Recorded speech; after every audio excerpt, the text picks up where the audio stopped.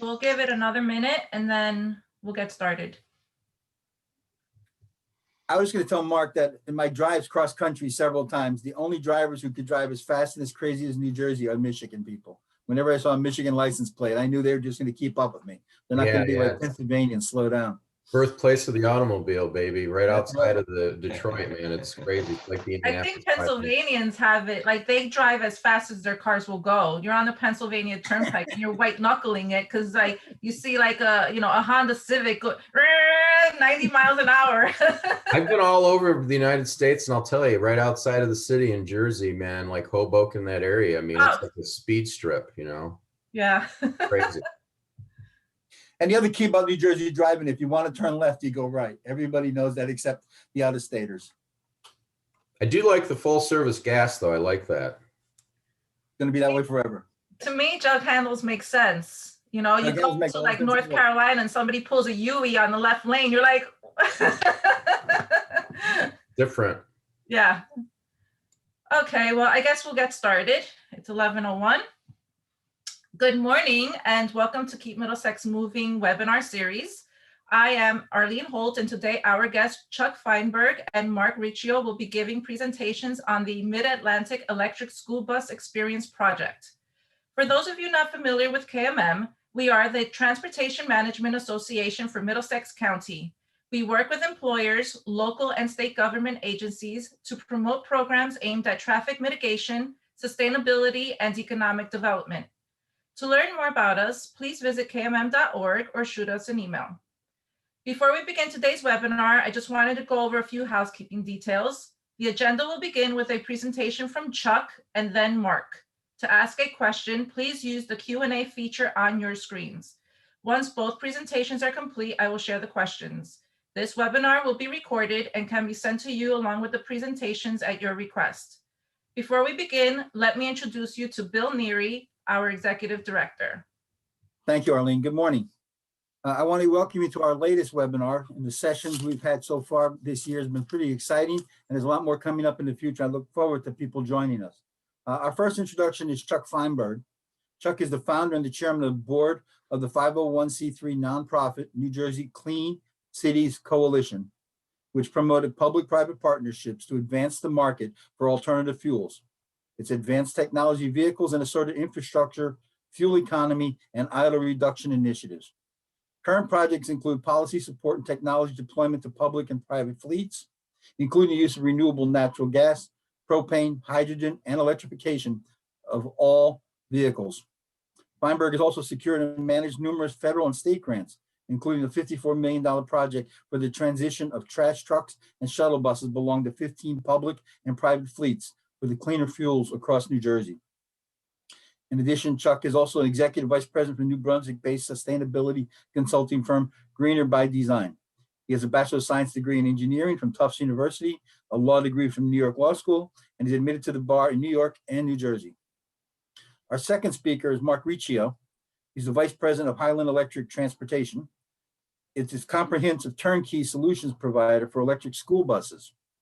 We're currently very active in over a dozen states and work with school districts and their communities to provide a bundled offering consisting of financing, infrastructure, vehicle deployment, and maintenance that is predicated upon delivering electric vehicle school buses and a budget neutral offering, a net zero impact to the budget, and more than anything else, a much reduced impact on our air that we breathe. I think it's a timely webinar today when we see the governors yesterday announced he's going to be putting some of the Volkswagen settlement money into electric school buses and small shuttles, something like $13 million, which is a real big advance in electrification of New Jersey. So I'm glad we're moving ahead in New Jersey. We're proud of our state kind of trying to clean the air. And I think there's so many things that we're working in. Chuck is an expert on that. Chuck has been a big supporter of KMM over the years, and we're happy to have him join us today in the webinar. So pass it off to you, Chuck. Continue to do the good work you're doing. Well, thank you, Bill, and back at you. You guys do a lot of great work as well. Appreciate the introduction and appreciate the invitation.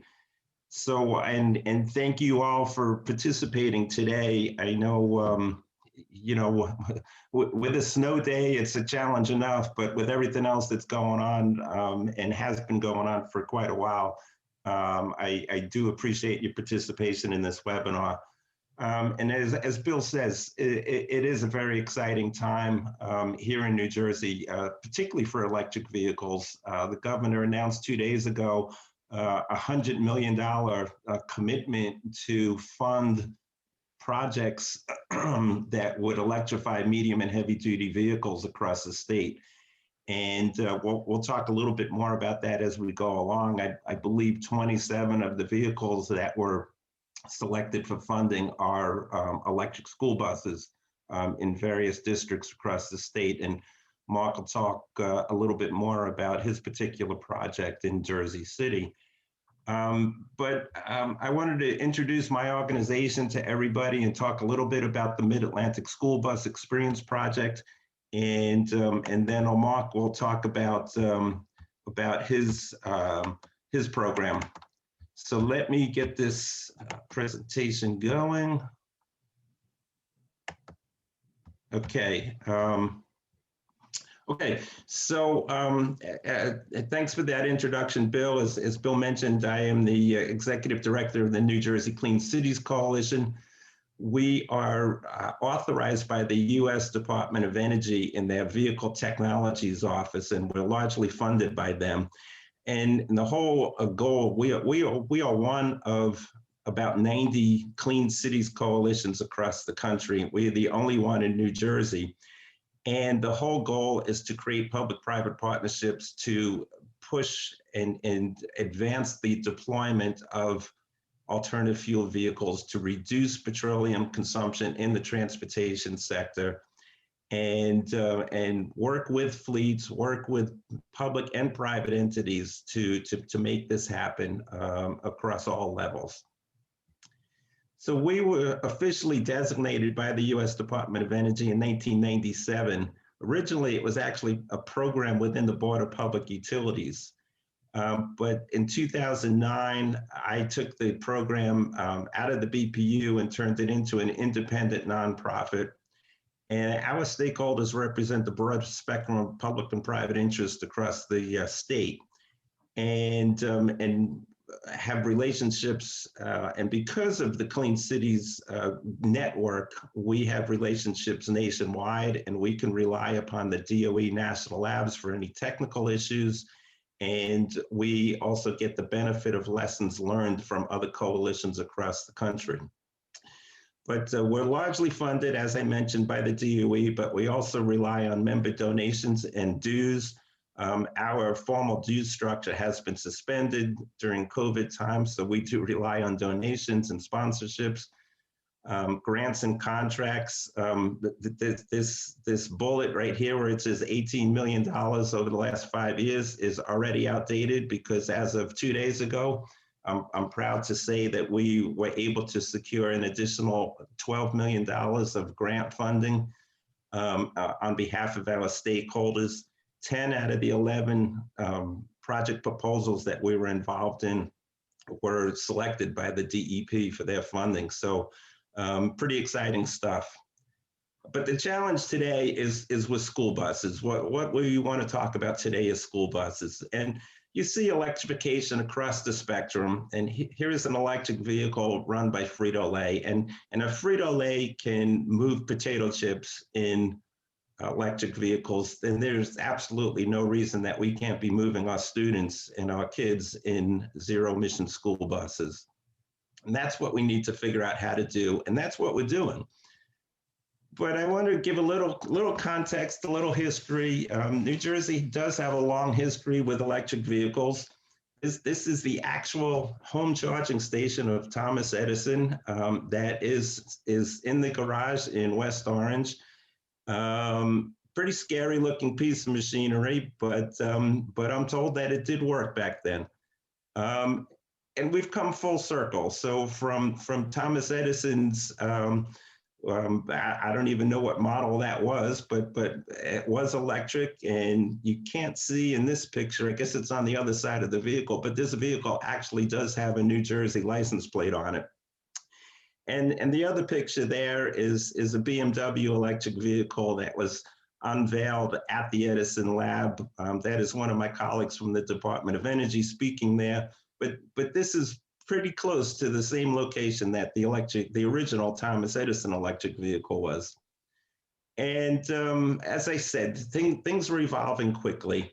Here in New Jersey, we have about 34,000 plug-in vehicles registered as of last June. I'm sure that's much higher right now. I don't have the latest numbers, but there's a lot of reasons for why this is happening.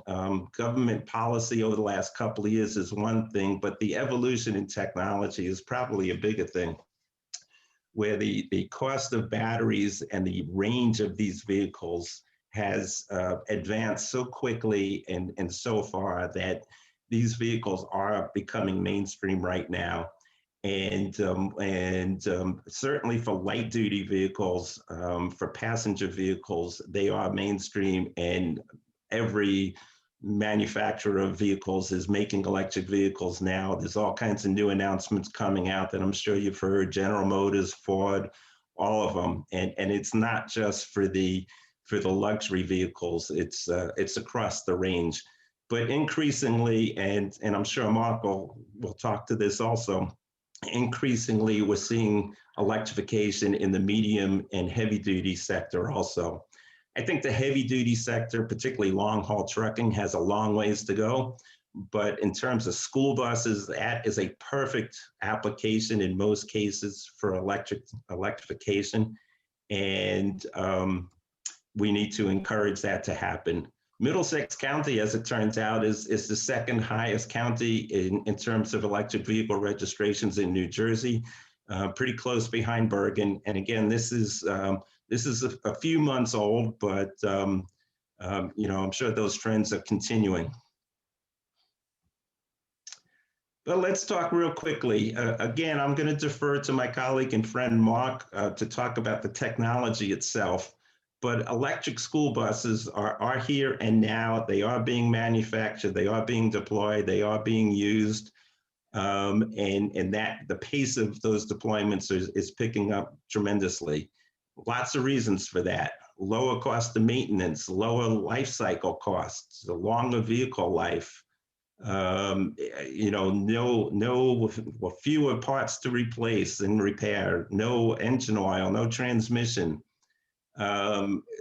The range of school buses is right in the sweet spot of electrification.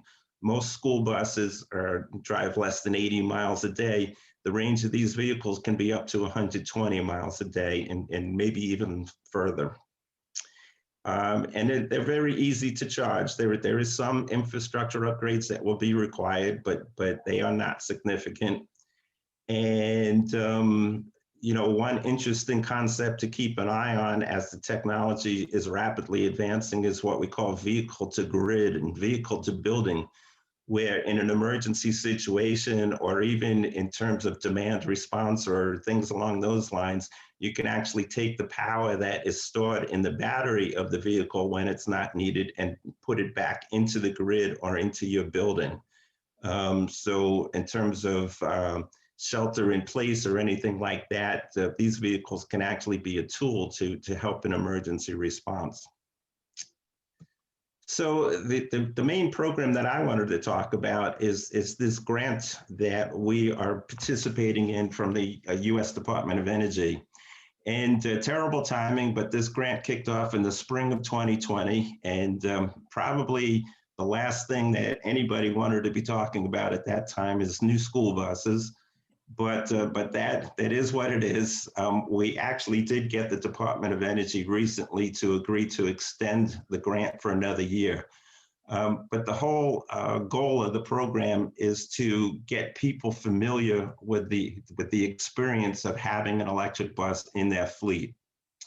So we have a limited number of buses that are participating in this program. And this is a regional program, Mid-Atlantic, so it's New Jersey, Pennsylvania, Maryland, DC, and Virginia. So a limited number of buses will be rotated across the region for 6 to 8 week periods in which the school districts will be encouraged to put these vehicles in actual service, in pupil transportation service. And the whole goal is to give the experience, let them see what it's like, kick the tires, get used to it, and to engage the stakeholders to build awareness and to educate them on what they need to do to make this a permanent situation. So we do have an application. I do have to admit that the program, for obvious reasons, has been a little slow to get off the ground, but as things are showing signs anyway of getting back to normal, we will be picking up the pace. We are accepting applications now, but I have to say that I think I have 4 applications from New Jersey districts so far. Those applications have to be considered in the context of the region, and we need to work out scheduling of the vehicles across the region so that they spend, you know, from one district to another, they'll move around New Jersey, they'll move around Pennsylvania, and so on. But again, the whole idea of the program is both to provide education and to provide the experience to the school districts, but also for us to get feedback on what works and what doesn't work, what the challenges might be to the district that were unanticipated, and to get a diversity of different experiences, different ranges, different geographic diversity, different route structures, that sort of thing. So I do encourage you to submit your application so that it could be added to the pot and we can evaluate them all together. But please be patient with us as we work through this. I know some of you that may have already submitted an application might be a little frustrated that you haven't heard back, but we will be getting back to everybody and we will be moving forward with this. This is really a no-cost opportunity for everybody to kind of kick the tires and see how these vehicles work in your particular situation. So that's what I have in my prepared presentation. I'll turn it over to Mark, but I do encourage everybody to ask questions, use the Q&A function. We'd like to have a discussion here and to make sure that we address all your questions and all your comments. So with that, I'll turn it back over to Mark unless there's any questions now. There's 2 questions. One of them is, what service areas have participating utilities? I'm sorry? It says, what service areas have participating utilities? I'm not sure. Okay, so as part of the grant application, originally there were a number of utilities in the other states that formally signed on to the grant application. Unfortunately, at that time, none of the utilities in New Jersey felt that they had the authority to do that, that the BPU had not authorized them to do that. But right now, PSE&G and just yesterday, Atlantic City Electric was approved for their electric vehicle programs. And JCP&L will be in the next couple of weeks. So I'm anticipating that all of the New Jersey utilities will participate in the program and will be open to it. So that should be a non-factor in New Jersey. Okay. And also, is this opportunity only for boards of eds or bus fleet contractors can apply? The contractors can apply. They need to show that they have the support of the district, but the contractors are welcome to apply also. And the key is that these vehicles be put into regular pupil service. Okay. Okay, so we'll hand it over to Mark and then we'll continue the Q&A after Mark's presentation. All right. Hey, thank you, Arlene. I'd like to thank Keep Middlesex Moving and Chuck and everyone here today for joining us. Hopefully what Chuck had to say, you guys found very, very interesting and it resonated with you. I'm going to be talking a little bit about Highland Electric Transportation, which is my organization. So my name is Marc Riccio. I'm the Vice President of Highland for sales. And we've been around for about 2 years. We're located in North Shore near Boston. And we are a comprehensive turnkey solutions provider for school bus electrification. And we work with school districts and third-party fleet managers. And I'm going to be talking a little bit about kind of the overall landscape of electric school bus, and then kind of jumping into our model. Also, we will be making sure that you do receive a copy of this presentation today. So no need to take over copious notes or take pictures of the screens. With that, I'll jump into it. So if you think about the present electric school bus market landscape, the technology has actually been around for quite some time. The first buses really that were manufactured were done back in the mid-90s with old lead acid battery technology from the Bluebird Corporation. And they were deployed for the Summer Olympics down in Atlanta. And the technology has really come into prescience probably over the last, I'd say, 2.5, 3 years. There are a few major manufacturers of the buses. So you have Bluebird, which is located down in Georgia. They're a manufacturer of full-size buses like a Type C or a Type D. You have Thomas Bus, which is located out of High Point, North Carolina, and they manufacture Type C, Type D, and Type A, which are your short buses or the little buses. And then you have IC, which is located out of Tulsa, Oklahoma, and they manufacture full-size buses as well. And then you have a smattering of smaller manufacturers that manufacture the Type A's, like TransTech out of New York, Microbird out of Quebec, and then you have Collins Bus, which is tied to the Rev Group. And then you also have another Canadian player that's in the market with full-size and a smaller unit called E-Line, and they're also out of Quebec. So all told, you have a lot of manufacturers really gearing up for this change that's taking place. And all told today, with rubber on the road, there's probably over 500 electric school buses in operation. So a lot of people that aren't familiar with the technology kind of perceive it as really bleeding edge, but realistically, it's been out there for a while. I know Bluebird is going to be on Gen 2 of the technology with the present bus itself. So they've really ironed out a lot of kinks and a lot of the speed bumps out of the technology. And, you know, with our experience, with everything that's going on in the market, we firmly believe that it's a question of when and not if, when this is going to occur in a much more widespread fashion. And if you consider the numbers of school buses that are out there, the sheer numbers in the United States, there's about 480,000 school buses that are out there today that transport about 26 million students safely to and from school every day. In the state of New Jersey, your state has about 16,700 units, and you guys transport about a little over 677,000 pupils every day safely. The overwhelming majority of buses out there today are diesel buses, 100%, or well, over 90%. So obviously electrification is something that I think is going to really accelerate in the market based on the numbers that are out there right now for diesel that can be replaced by electrification. So in the market today, we really run into 3 big factors with electrification. Obviously, we're going to be replacing old diesel units with new 100% emissions for free, clean from tailpipe electric. There's also a major cost component to this. A typical electric school bus is 3 to 3.5 or even more expensive times than a diesel bus.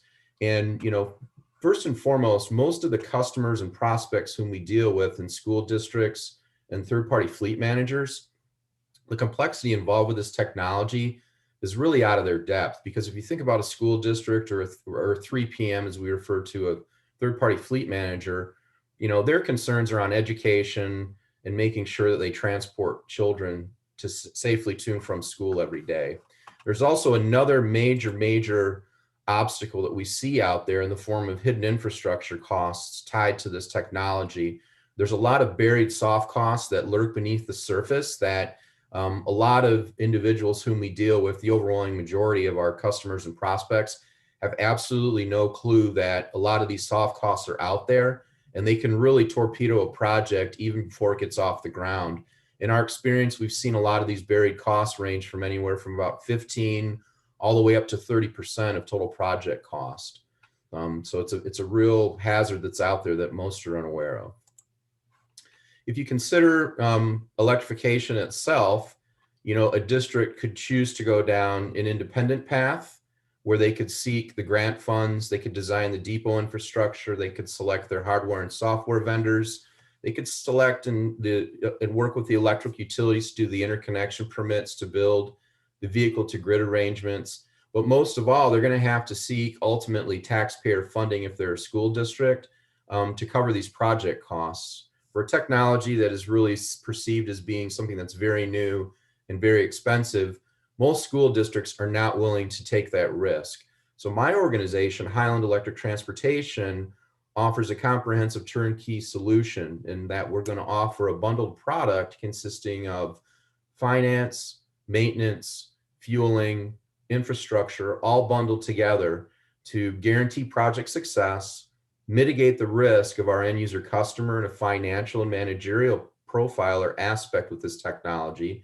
And we're going to be designing the project in such a way that we'll work with an entity that has an aspiration to electrify their fleet and grow it in a programmatic manner over time. So we'll implement the infrastructure on our dime as well.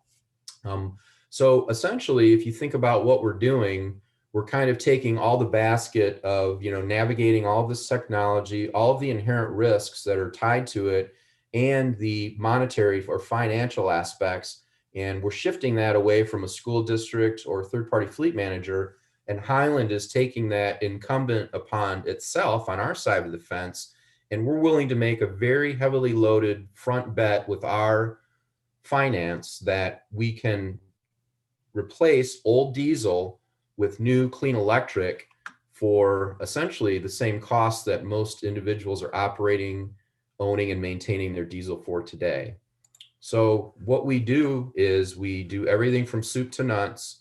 We're completely brand agnostic when it comes to brand preference. So it's not my job to work with someone who may be loyal to Bluebird and recommend to Thomas or vice versa. We'll work with where the individual customer's brand loyalty lies, and we'll make them very comfortable to help acquiring that technology.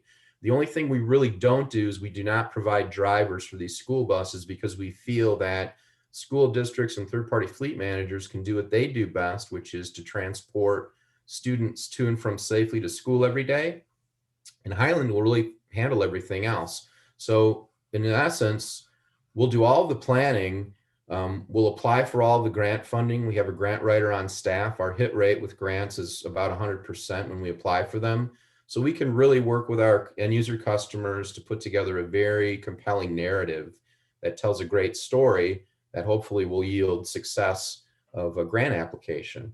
We'll also do all the planning in terms of the engineering, site assessment, and construction for our customers for all the infrastructure.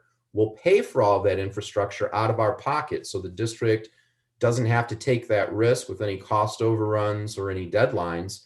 We'll guarantee that success with the infrastructure. We'll pay for the smart chargers as well, and we'll do it in such a way that we will make sure that we implement infrastructure to accommodate expansive growth, because it's much less expensive for us to dig up the ground just one time to put in enough infrastructure to accommodate expansive growth and only do one interconnection permit with the utility, which is a whole nother ball of wax.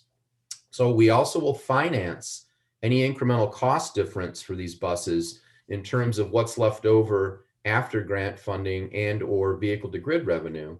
We're also going to be charging these buses as well and providing the electricity. So the end user customer is going to be insulated from any types of increase in the market tied to electricity. We're also going to be paying for the maintenance of these buses as prescribed by the OEM manufacturers and any unexpected repairs. And as an added bonus to what we do for our model, when we engage with a customer, if they choose to, we will reimburse that customer or the school district and train their mechanics, which is always great to learn a new skill set. So they will be able to service these buses, and we will pay the district or the 3PM to basically maintain these buses. And if there are any unexpected repairs, that comes out of our pocket. That's not a risk that is incumbent upon our end user customer. And most importantly, we'll develop a managed electricity storage program or a charging program with the specific electric utility tied to the customer. And what we're going to be doing is taking a look at leveraging the electric school buses as distributed energy resources, or what we call DERs, so that we can essentially tap the energy out of these buses in a very regional or localized manner that will provide energy to utilities who only have a finite generating capacity to provide electricity to cover peak demand, which typically occurs in the summer when everybody comes home after work and they turn on their air conditioners. These utilities only have enough electricity to generate, and they have to acquire it elsewhere, or their end user customers would suffer brownouts or blackouts, which rarely ever happens. So they essentially have to buy power from what are called peaker plants. And essentially they have to pay an exorbitant amount of money for this energy for certain events in the summer to cover their demand. So they're very, very interested in what electric school buses can provide from a DER standpoint, because again, they are a localized and regionalized source of energy. And if you think about it, with a daily predictable route model that a school bus has in the morning and in the afternoon, and in the summer, most of your fleets are dormant, the utilities are starting to get very interested and very savvy to the fact that electric school buses may be the best tool for them to ultimately sell their electrons and store energy. So there's a lot of very interesting aspects to this technology. And essentially what we're doing at Highland is we're making some bets on a few things so that our end user customer doesn't have to. So we're making a bet that there's going to be a lower total cost of ownership, or what we call TCO, from a maintenance cost savings perspective tied to this new technology. Because if you think about a traditional internal combustion engine vehicle's powertrain has about 2,000 moving parts and pieces, and an electric school bus really has less than 1% of that. There's just far less mechanically from a failure standpoint that could go wrong with these. So you're going to have a lower maintenance cost for this product. You're also going to have a fuel savings cost in the form of electricity versus fossil fuels. And also we're going to be taking a look again at utilizing vehicle to grid income or revenue, essentially for the benefit of the district. So what we do in our model, most importantly, is we'll take a look at the present condition of the end user fleet for what they're paying today to own, maintain, and operate their buses, their diesel TCO, present condition. And our offering as a proposal will be predicated in a very simple and easy to digest way upon achieving budget neutrality. So for example, if a school district's TCO is $30,000 a year to own, maintain, and operate diesel, our proposal will be predicated upon that very amount.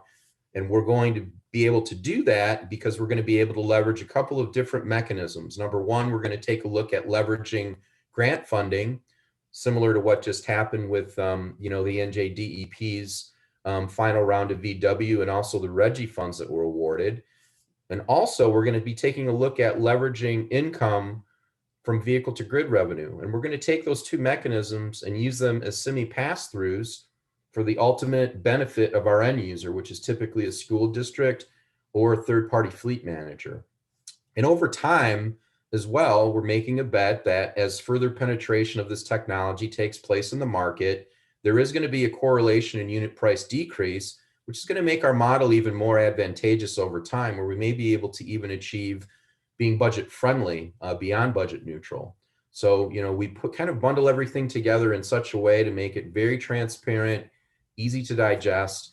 And I'd be remiss if I didn't state that, we did work with a district in New Jersey, Jersey City, and they were awarded in this final round of VW a substantial amount of money. And we're going to be engaging with that particular school district for electrification of 5 units. And hopefully it will serve as a very, very great example of, how our model works and how we can work to mutually beneficial ends and propagate the model throughout the state of New Jersey. Currently, my organization is active in about 15 states. We just landed a project in Vermont with South Burlington. We landed, obviously, New Jersey. We have our first implementation in our backyard with the first vehicle to grid program with Beverly, Massachusetts. And they were a very progressive school district. And essentially what we do is we work with a very broad coalition of stakeholders when we engage in a project or before we get involved to make a full court press in the state. So we work with the Clean Cities Coalition folks. We'll work with the entities that are the facilitators of the funds, such as in the state with the New Jersey Department of Environmental Protection or the NJDEP. We'll work with the district, from the transportation directors to the financial officials or CBOs, to the superintendents, to the school boards, and grassroots organizations like Mothers Out Front, Sierra Clubs. And the reason why we do this is we want to operate in a very transparent way so that when we do matriculate, hopefully, an opportunity to successful closure and deliver that win, we deliver that win across a very wide spectrum that's ultimately going to benefit the community at large and help the state achieve its climate goals. So in a nutshell, we're here for school districts and third-party fleet managers. And I guess the easiest way to think about us, if you've ever watched the Staples commercial with the easy button, we're kind of like that easy button that, we can, that you guys can push, and, we'll do all the heavy lifting and make sure that we'll guarantee project success for any of our customers. Thank you.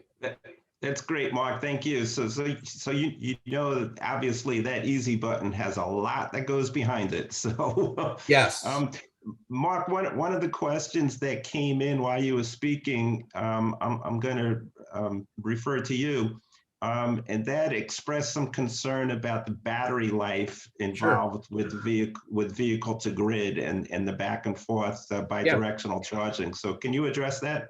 Yeah. And, I'd be remiss if I didn't state that prior to my position at Highland, I was the manager of alternative fuels for the Bluebird Corporation. So I have a very, very intimate knowledge with, battery cycling and degradation tied to this technology. So what we've seen in the field with battery cycling, with charging, the degradation actually, when it's modeled, is actually pretty minor.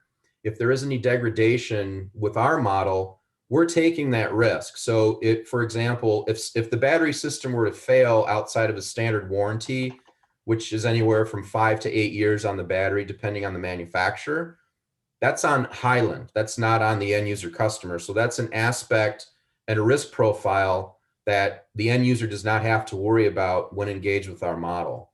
We'll also be taking out extended warranties on our products that we're engaged with to hedge our bet. And ideally for us, we're looking at a relationship with an end user customer for about 10 years, because what I need to do is amortize my investment over an extended period of time in order to make it work.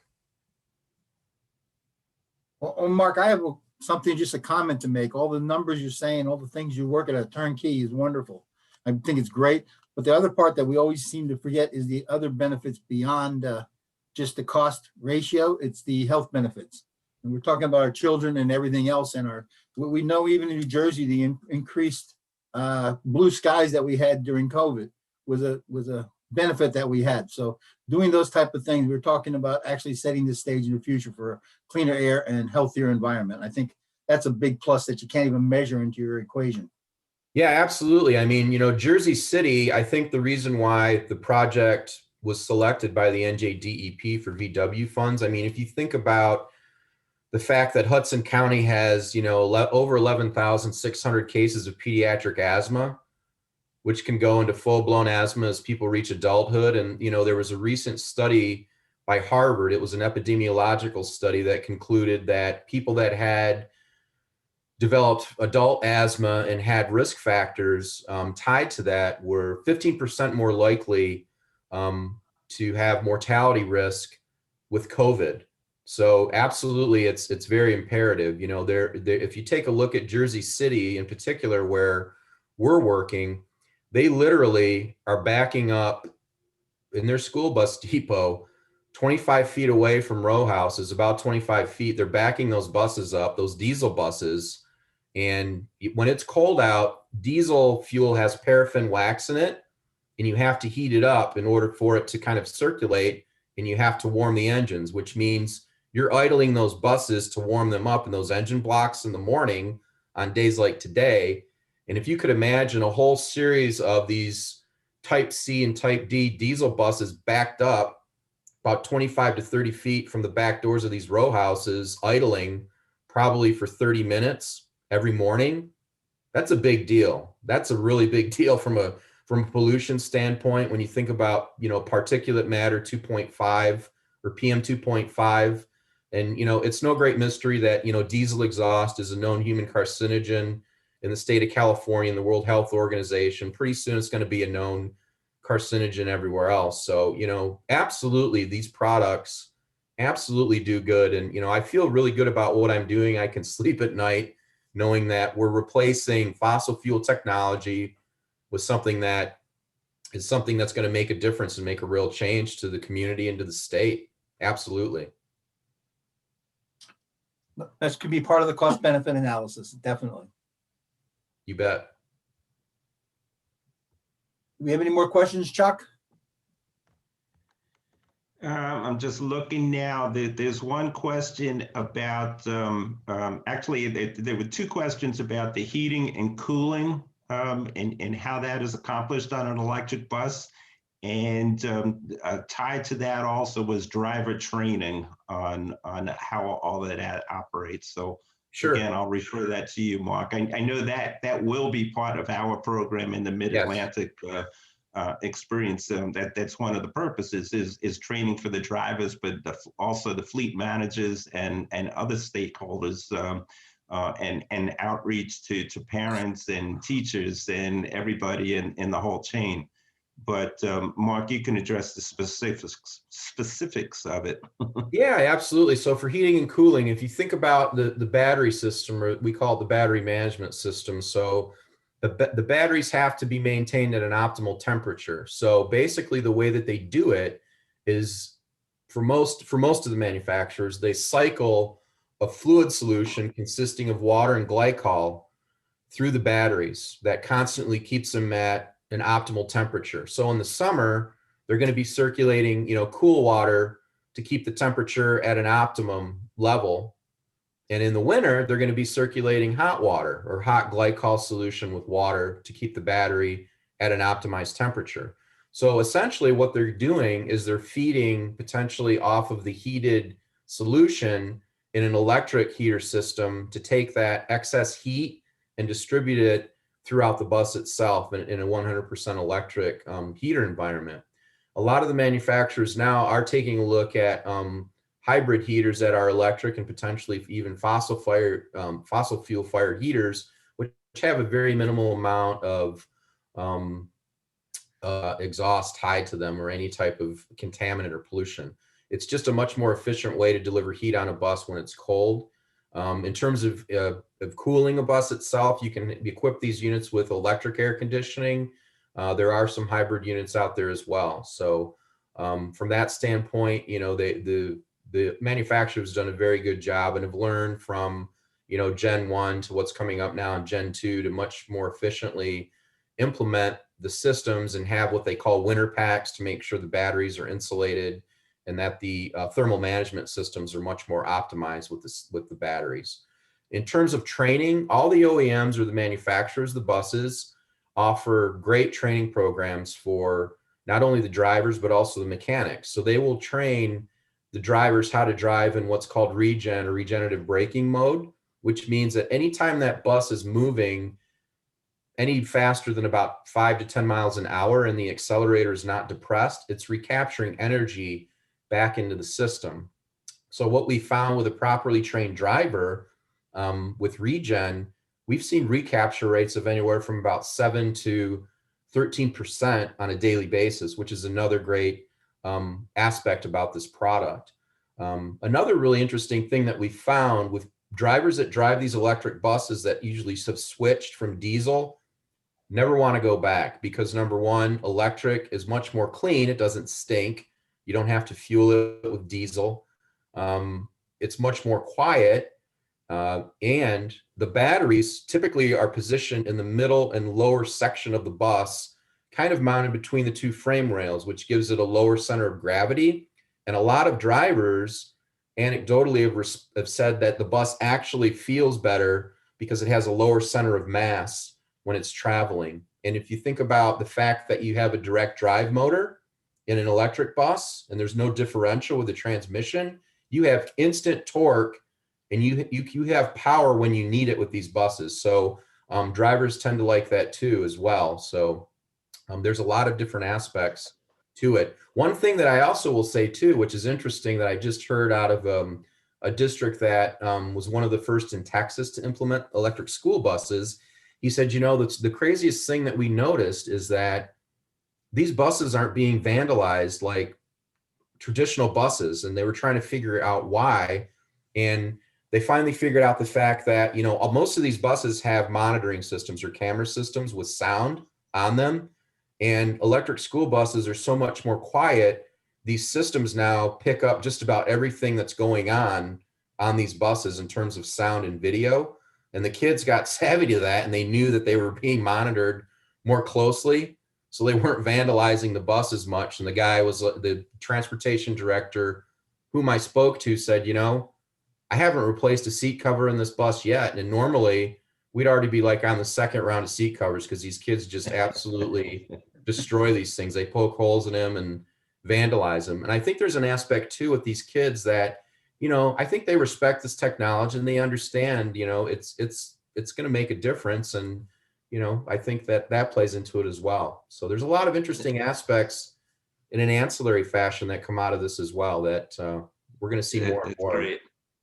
Hey, Mark, one more line of questions that, and I'm sorry to put you on the spot for this, but can you address the infrastructure requirements for the charging stations and you know, what kind of loads that folks should expect and you know, upgrades as required? Sure.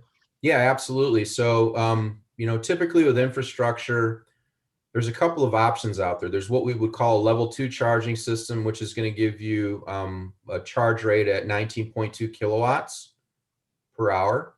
And then you have what we would call a DC charging system or a fast charge system, which is going to deliver about 3 times that amount. Right now, the OEMs have paired up with various charging and V2G manufacturers to put those options on their buses.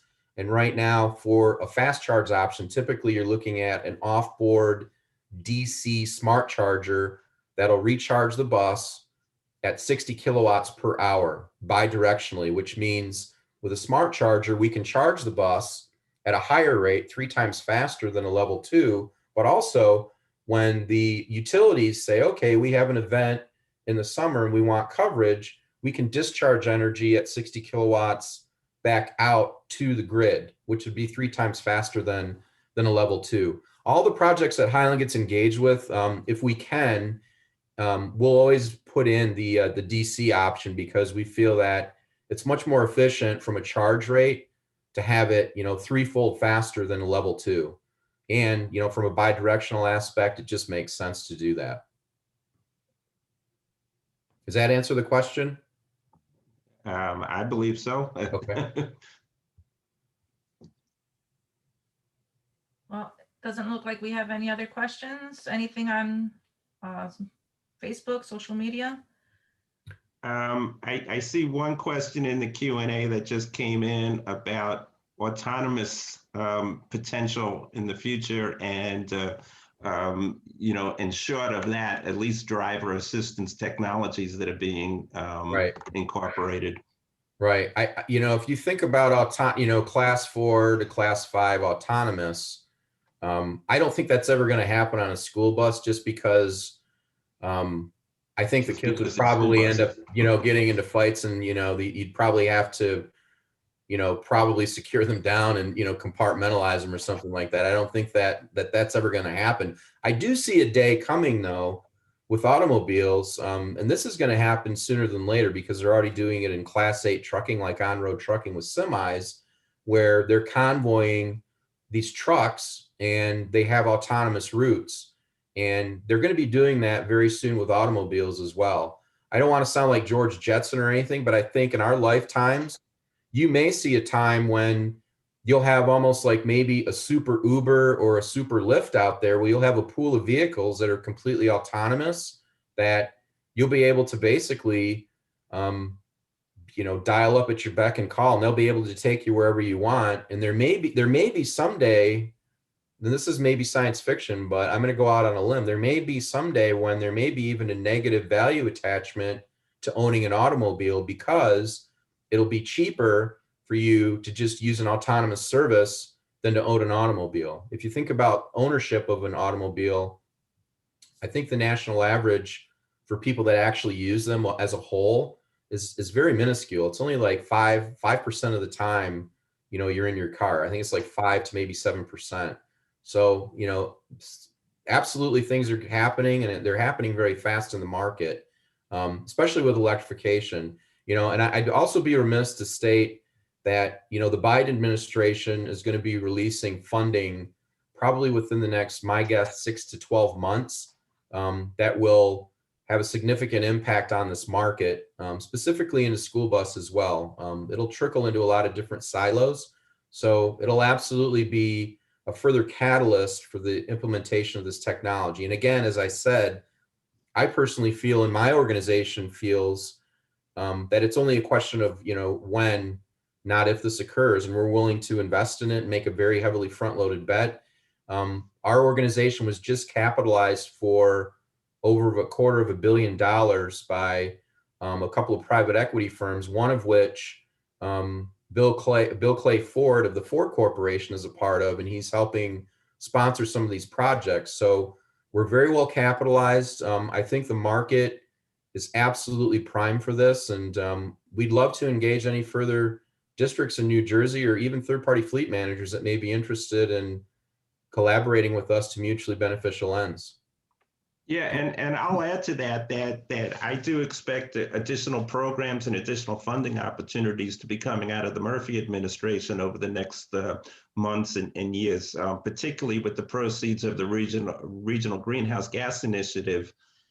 So I know that the New Jersey Economic Development Authority, the DEP, the BPU, they're all working on programs that will support additional deployments of medium-duty vehicles. And in particular, including the utilities, by the way, that they all have programs that will be specifically designed for school bus applications.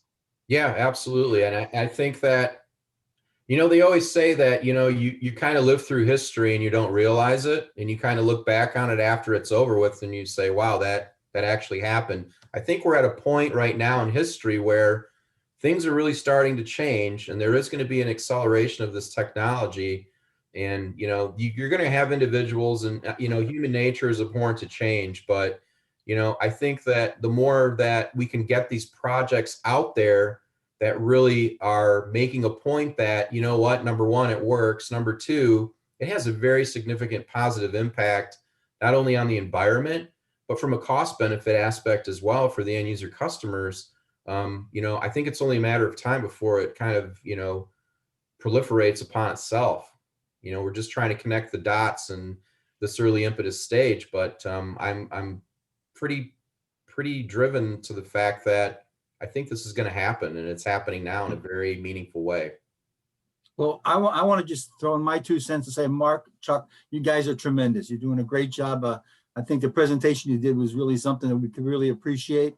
And just a little advertisement on the TMA world. For those who aren't aware of it, New Jersey has 8 TMAs. We're one of 8. New Jersey is the only state that has a TMA in every county, in every part of the state. So if we want to work with any of the programs that we work with, like your work, Mark, you're working in Jersey City, the Hudson County TMA is very active up there. We can help promote your products, not necessarily your product itself, but your programs and your ideas, and work with you directly. We're happy to do that because we think it's important to have cleaner air and less traffic congestion. So I want to congratulate both of you on doing a great job. I know our time is running out. I'm going to pass it off to Arlene to talk a little bit about some of the programs that we have coming up in the future. Keep Middlesex Moving has been around as a nonprofit for about 33 years now, 34 years, working with these kind of programs. And I think our success is based upon partnerships that we found with organizations like yours. And Chuck, you've been with us from the beginning. And Mark, we're happy to have you join us in anything you want us to do. We're happy to help you. Thank you. You did a great job. Thanks Arlene? for having us, Bill. So we actually have one more question, and then we'll wrap it up. Okay. This one came from Peter. It says some districts store vehicles on their property, but many pay third-party operators that store vehicles off-site and have to run empty to the district. Could the charging infrastructure needed for EV buses make third-party operators less viable? That's an interesting question. So, you know, our model is flexible in that we can work either with school districts or what we would call a third-party fleet manager, or 3PM. It does make it a little more complicated when you add another layer on top of a school district that's being managed by somebody. It won't make the 3PM obsolete by any means. You know, in our experience in working with them, once they understand that we're not a competitor and we're a major value add collaborative partner to them, they'll benefit because they're going to be gaining essentially a budget neutral swap out for their product, and they're going to be able to implement potentially more buses that will be electrified than they could do on their own. That will ultimately benefit the district. In terms of infrastructure, if a district has aspirations to potentially have a separate area or a separate geographic location for the charging infrastructure, as long as it's going to be permanent or semi-permanent, you know, my organization doesn't have an issue with where it's going to go essentially or be implemented.